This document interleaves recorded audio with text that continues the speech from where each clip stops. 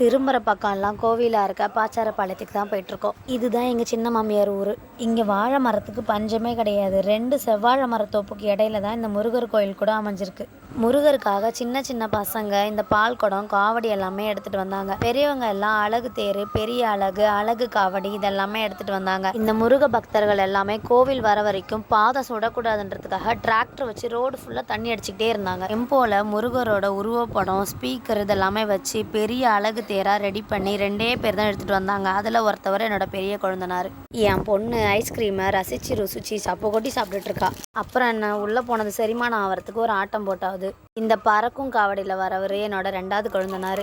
சின்ன மாமியாரும் பால் குடம் எடுத்தாங்க. இவங்கெல்லாம் ஏதோ ஒரு முடிவு பண்ணி தான் களத்தில் இறங்கியிருக்காங்க. அதுக்கப்புறம் அவரை பொறுமையாக அந்த காவடியிலேருந்து இறக்கி விட்டாங்க. விளையாட்டு பொருளை வாங்கி கொடுத்ததும் காலில் சக்கரத்தை கட்டின மாதிரி சுத்த ஆரம்பிச்சிட்டா. புள்ள இன்னும் ஏன் வெயிட் பண்ணிட்டு இருக்க, களத்தில் இறங்கு அப்படின்னு எல்லாருமே களத்தில் இறங்கிட்டோம். வந்தவங்க எல்லாருக்கும் அசராமல் சாப்பாடு போட்டு மிரட்டி விட்டாங்க.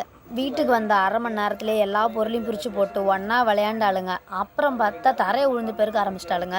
இது வெறும் ட்ரெய்லர் தான்டா, இதுக்கப்புறம் தான் மெயின் பிக்சரே இருக்குது அப்படின்னு எங்கள் மாமியார் வீட்டுக்கு பக்கத்துலேயே ஸ்டேஜ் போட்டு விட்டாங்க.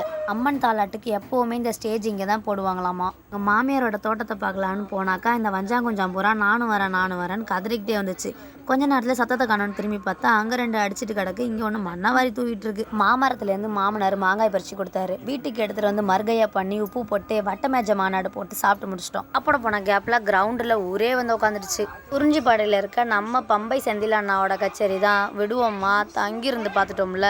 கொஞ்ச நேரம் தான் ஸ்டேஜில் ஆடினாங்க. அதுக்கப்புறம் கீழே வந்து ஆட ஆரம்பிச்சிட்டாங்க. அவங்கள பார்த்துட்டு ஊரே எந்த ஆட ஆரம்பிச்சிருச்சுன்னா பார்த்துக்கோங்களேன். தனித்தனியாக ஆடின எல்லாரும் ஒன்றா சேர்ந்து குரூப் பர்ஃபார்மன்ஸ் பண்ண ஆரம்பிச்சிட்டாங்க. கருப்புசாமி வேஷம் போட்டவருக்கு 10 பொருத்தவும் பக்காவாக பொருந்துற மாதிரி கூப்பிட்டு வந்திருந்தாங்க. ஃபைனலாக 2 காளி வந்து ஆடி பட்டையை கிளப்பி விட்டு போயிட்டாங்க.